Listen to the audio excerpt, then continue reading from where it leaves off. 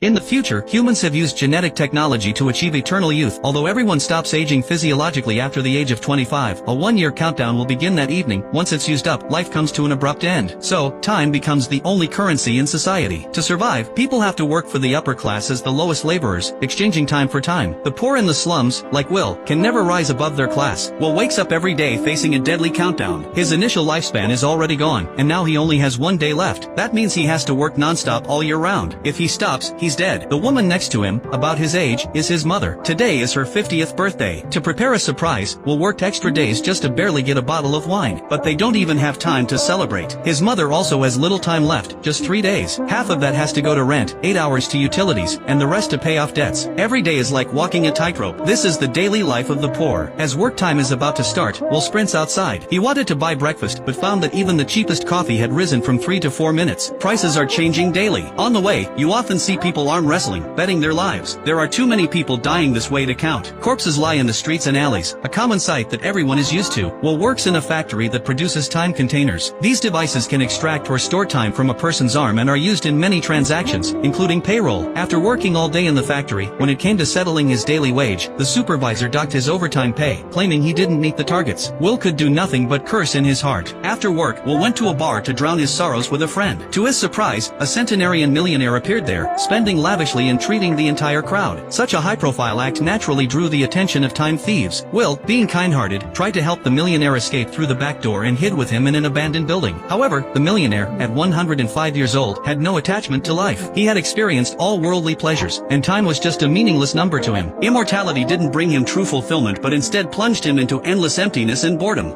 If you had as much time as I have on that clock, what would you do with it? I'd stop watching it. I can tell you one thing, I sure as hell wouldn't waste it.